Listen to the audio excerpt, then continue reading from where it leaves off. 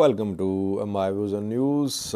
Friday's second video with first news stories from Western Oromia, where thousands of Ethiopian federal forces, their members, and some say Fano fighters as well are entering. Western Oromia is the new battleground now. UNOCHA, United Nations Office for the Coordination of Humanitarian Affairs, just 30 minutes ago released a report about situation in Western Oromia and in Tigray.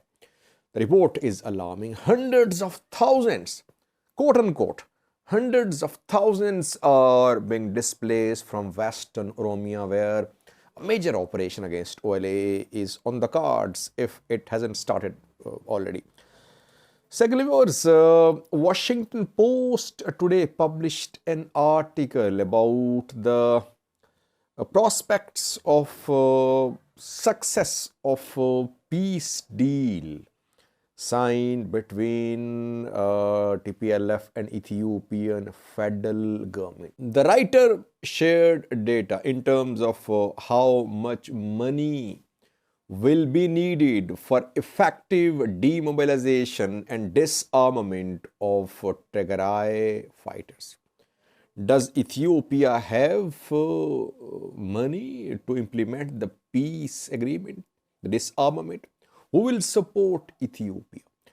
He shared some numbers in terms of the money which was spent when groups were disarmed on two previous occasions in Ethiopia.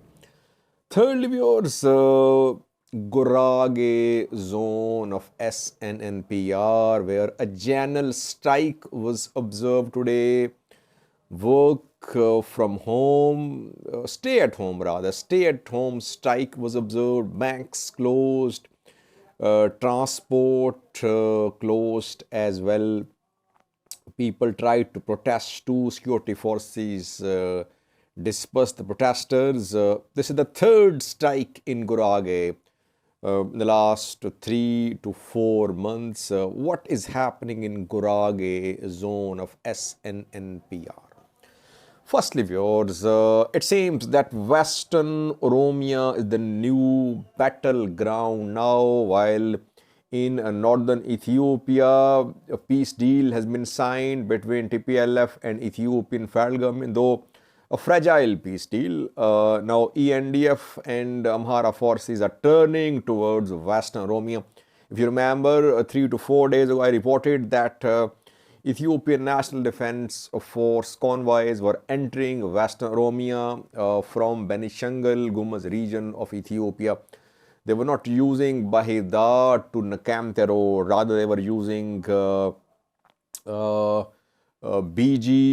to Nakamte road for their entry into Western Oromia. Now it is being confirmed that large convoys of Ethiopian National Defense Force and some Fano fighters are entering Western Oromia.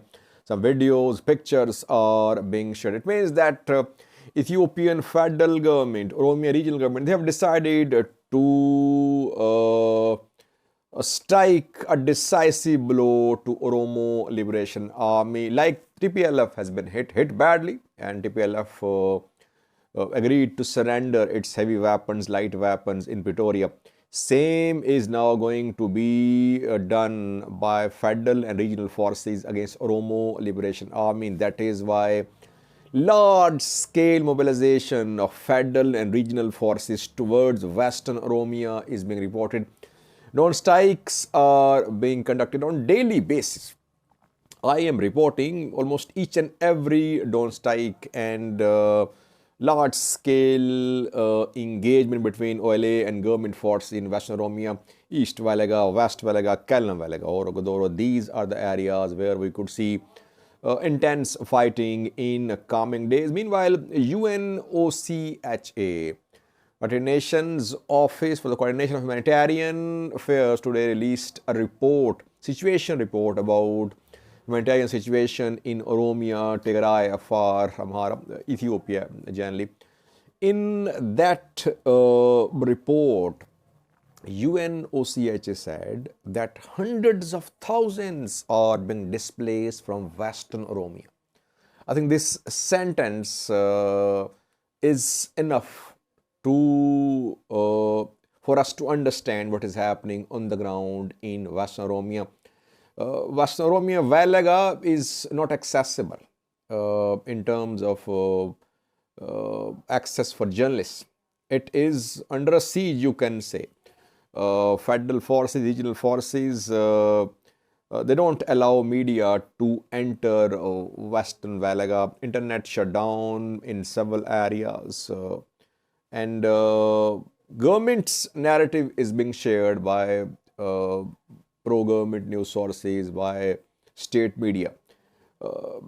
Valaga should be open. International media, aid organizations should be allowed into Valaga. If hundreds of thousands are being displaced from Western Oromia, mainly from Valaga, it means that large-scale armed confrontation is underway or it is about to start.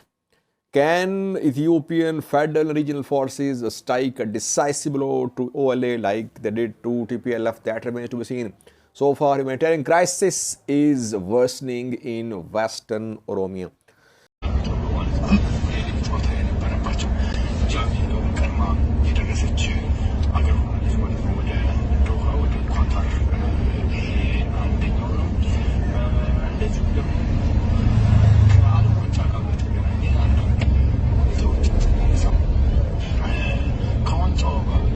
Secondly, viewers, Washington Post today published an article about the prospects of success of disarmament and reintegration of Tigray fighters. The writer says that such campaigns, disarmament and reintegration campaign, disarmament, demobilization, reintegration campaigns need money. And majority of these campaigns don't work. Sustained economic support is needed because the people, the fighters who were fighting, now to send them back to society, you need money as well.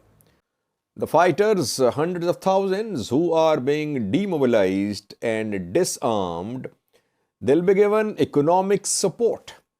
And they'll be provided with employment as well, job, some sort of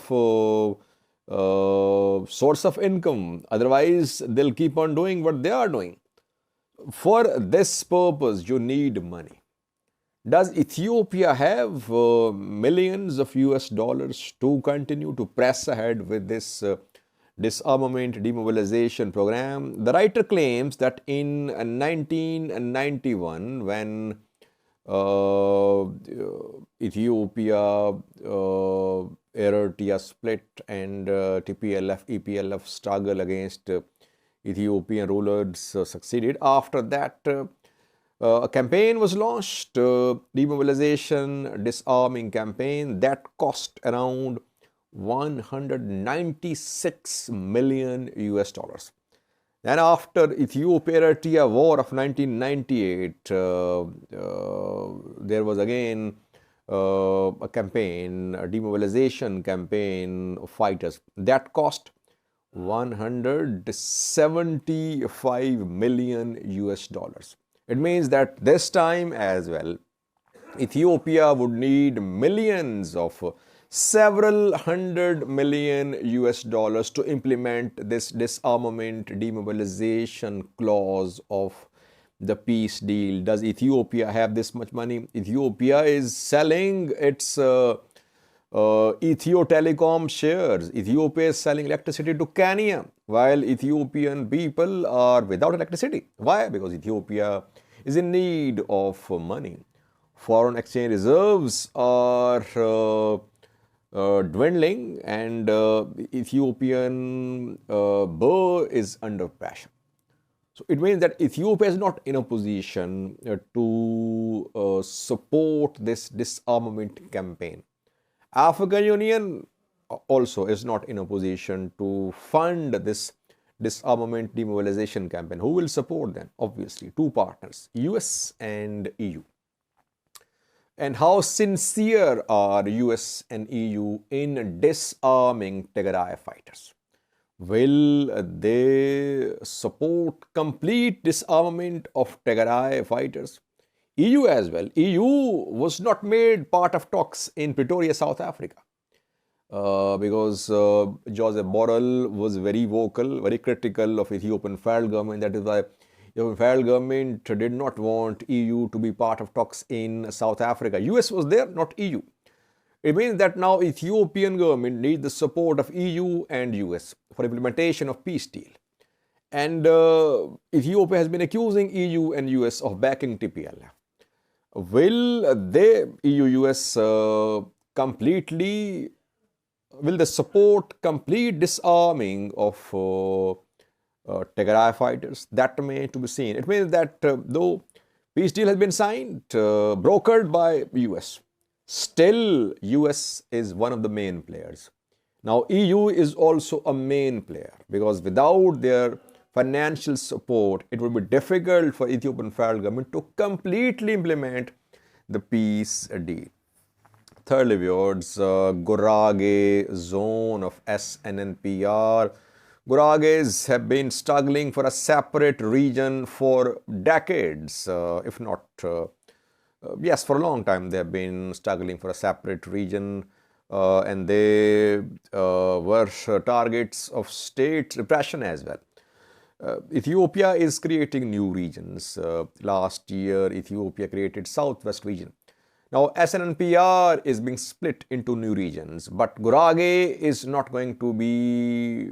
It's not going to be a separate region. Rather, a few months ago, a proposal was submitted to Ethiopian House of Federation that Gurage, 4 other zones and 1 Wareda should be a new separate region.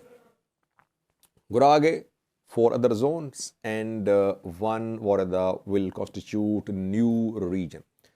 That arrangement was rejected by Gurage people, Gurage Zonal Council. We saw demonstrations in Volkaiti, Gurage's main city. 2 strikes were observed around 2 to 3 months ago after the announcement of creation of this cluster region. And now this protest is ongoing. On Friday, today, general strike was observed in Gurage, especially in Volkaiti, Gurage's main city. People stayed at home, transport remained suspended, banks, business institutions remained closed. Some youth tried to protest. Security forces used force, gunfire. Sounds were heard in Volkaite.